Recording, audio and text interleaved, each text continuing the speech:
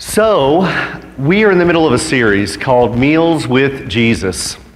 Ron is actually gone this week. He's with the lads. Be praying for him. I'll mention that later.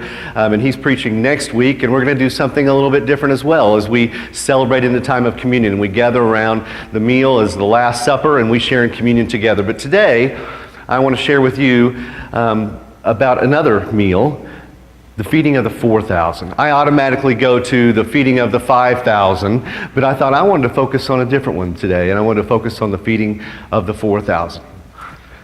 But in order to do that, I kind of want to share a little bit about faith. I've talked with a lot of people about faith, about Jesus, and I hope you have too. But I've had a lot of people that have been kind of opposed to faith, to following Jesus for different reasons. Have you? Maybe something terrible has happened to them, a friend. Why did this happen? Whatever the plethora of reasons might be, I think there's one that really jumps out to me more than any other one. And this is just me. I don't know about you. But this is the one I've heard. If God is so good, then why do so many bad things happen? This problem of pain and suffering and evil in the world. Why do people have to suffer? Author Lee Strobel says the following little story in Case for Faith. He tells the story of two turtles.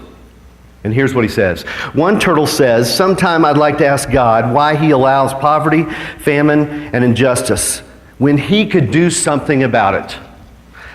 The other turtle then replies, "I'm afraid God might ask me the same question." See, I believe God is calling you and I to do something, to be a part of something, to do something. I have something on the screen I want to share with you, and this is, I think, an answer to that question. I don't think it's the perfect answer.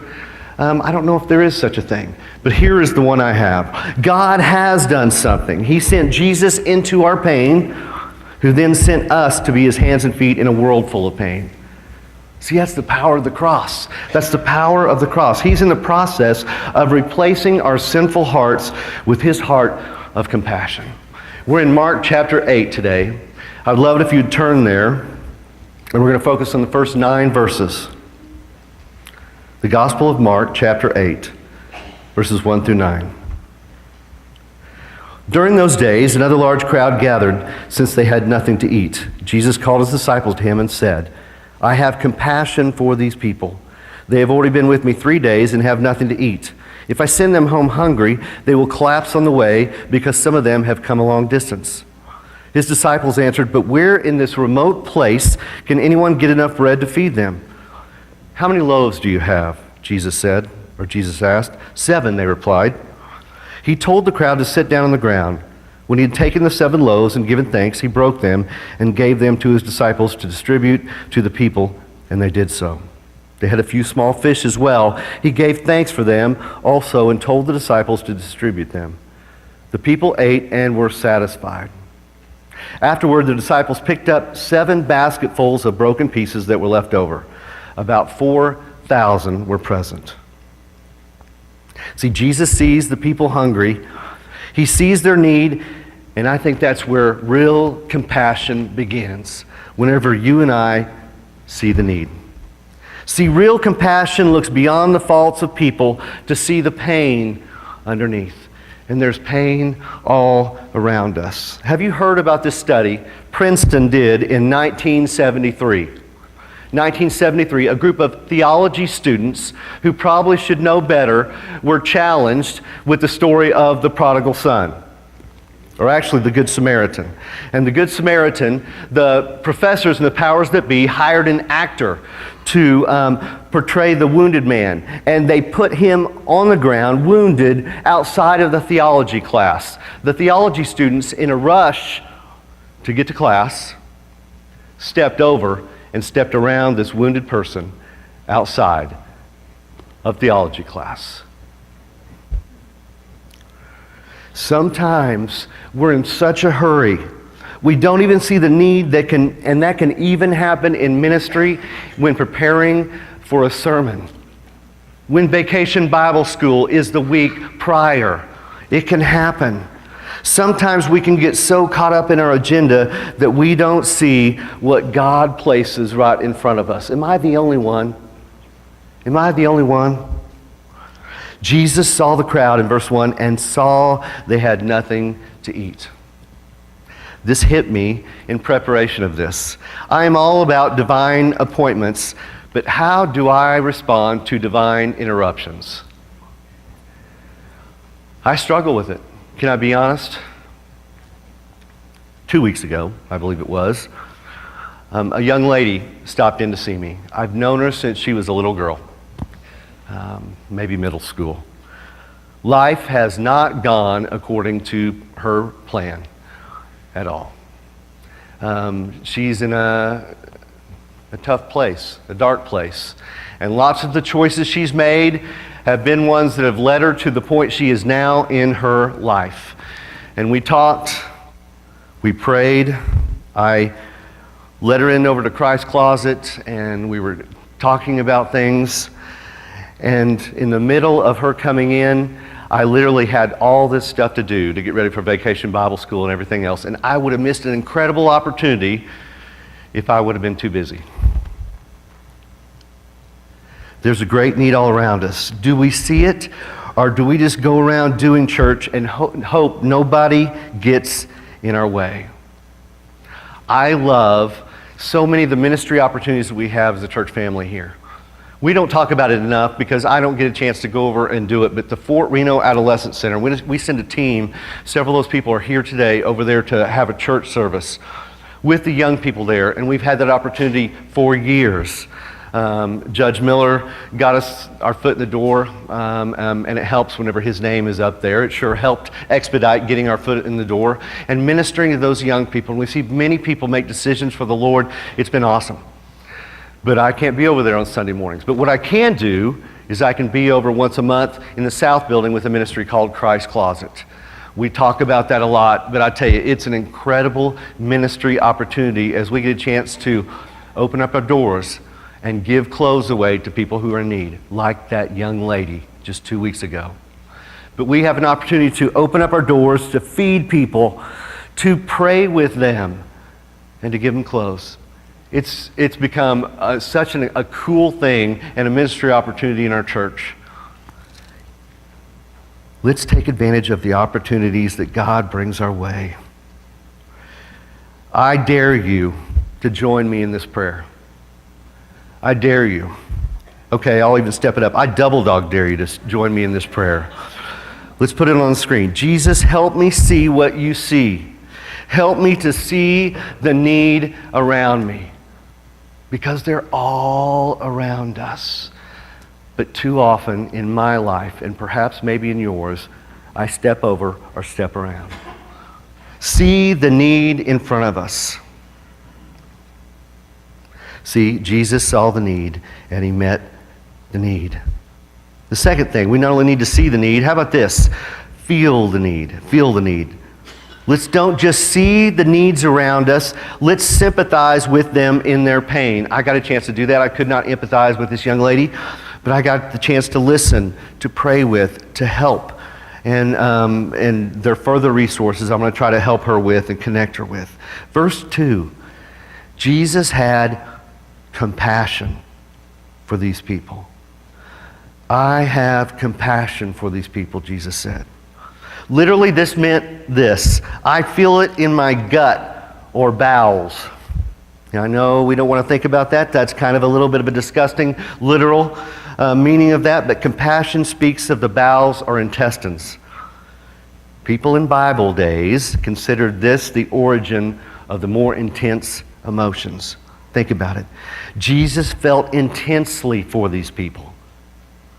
He was in Gentile territory at this time, the 10 cities which are on the east side of the Sea of Galilee. There were Gentile people all around, and he felt compassion, intense compassion for these people. I don't know if I'll read his name right, but on August 31st, 2005, FEMA, which is the Federal Emergency Management Agency Regional Director, Marty Mahamand, I hope that's the way you pronounce it, but he's not here today, so it's okay. I'll press on. He emailed the FEMA director regarding the situation in New Orleans immediately following Hurricane Katrina. Bahamond wrote, "Sir, I know that you know the situation is past critical. Here are some things you might not know. Hotels are kicking people out. Thousands are gathering in the streets with no food or water. Hundreds still being rescued from homes. There are dying patients at the DMAT, Disaster Medical Assistance Team, tent. Estimates are many will die within hours. Evacuation is in process. Plans developing for dome evacuation, but hotel situation adding to problem. We are out of food and running out of water at the dome. Plans in works to address the critical need. FEMA staff is okay and holding their own. DMAT staff working in deplorable conditions. Phone connectivity impossible." And the director responded by saying this, "Thanks for the update. Anything specific I need to do or tweak?"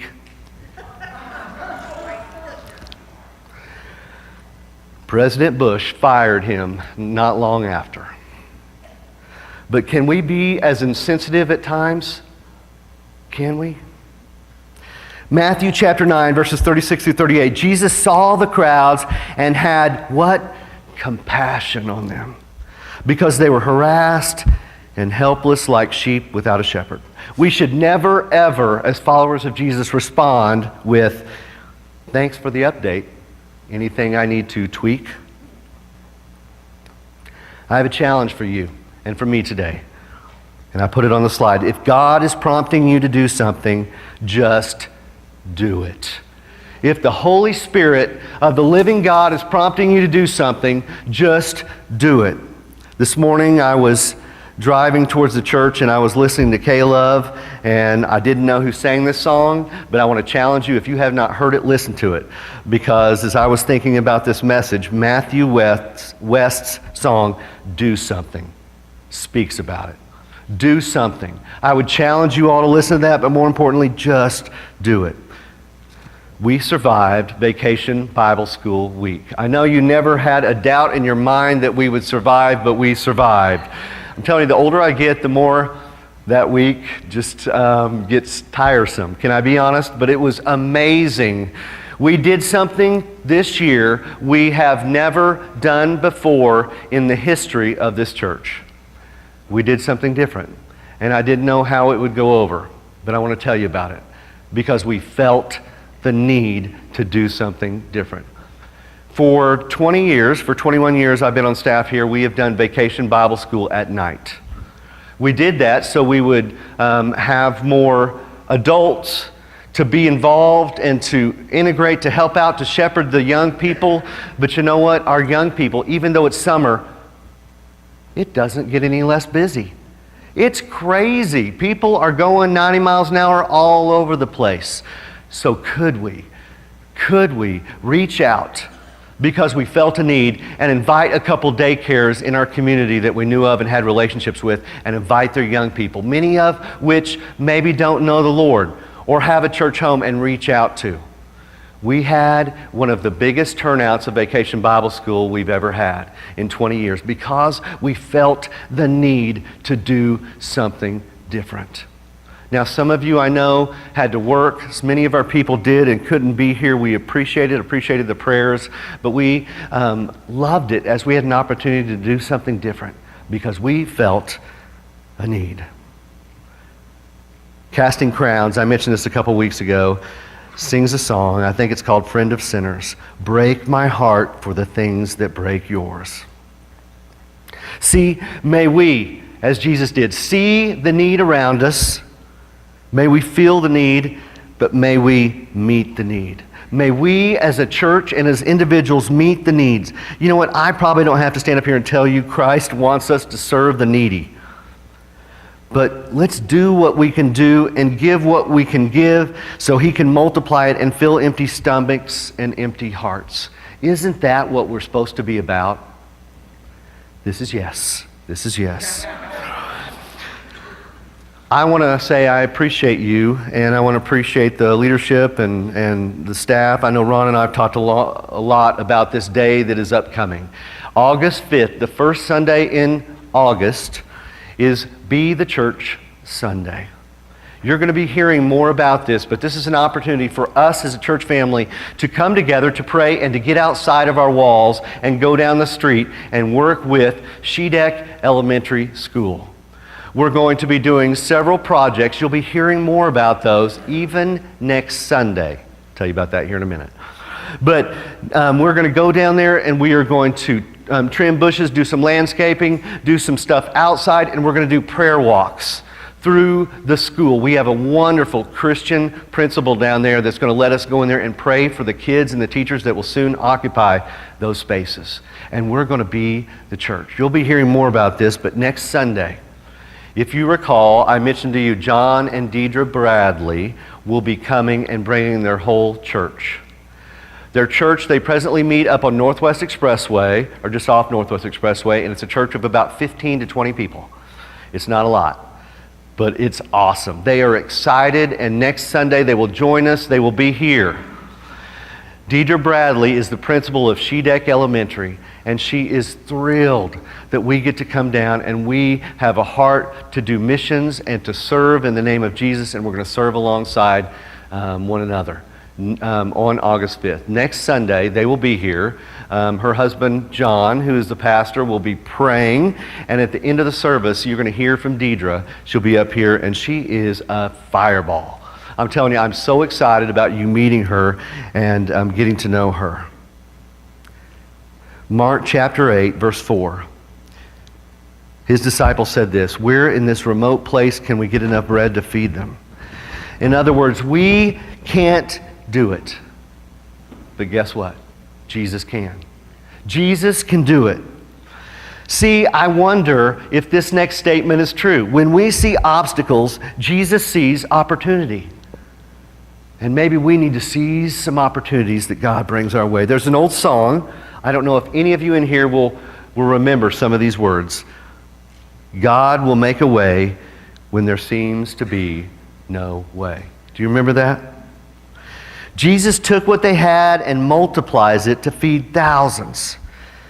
Matthew, I believe it's Matthew 15, this account is also recorded, says that 4,000 men plus women and children were fed.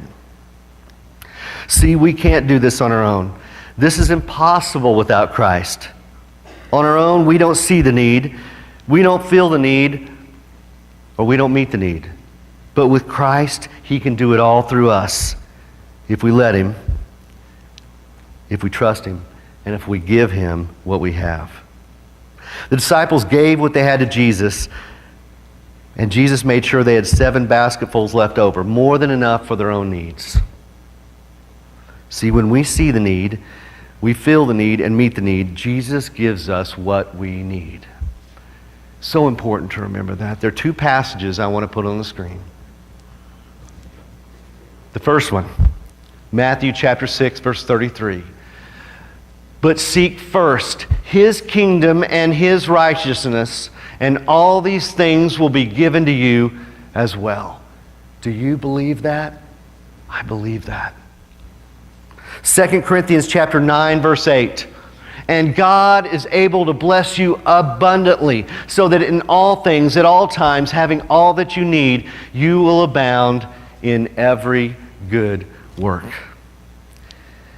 See, with Christ Closet, with this young lady, with people all the time, with Vacation Bible School, with 150 kids that were in here just a few days ago, when we take care of the people that are on God's heart, He takes care of us. Will you stand, please?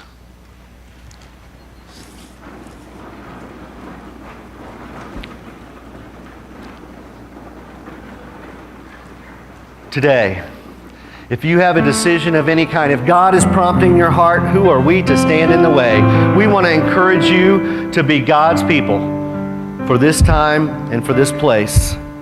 May we be a church, may we be individuals that see the needs around us, that feel the needs, and that meet them. Today, if you have a decision of any kind, we want to encourage you to come forward. We want to pray for you. We want to encourage you. The first step is always, if you haven't accepted Christ into your life, into your heart, we want to pray with you. We want to see you do that. We will rejoice with you. We'll pray with you. We'll walk with you. And if you have a decision of any kind, won't you come forward as we sing this song?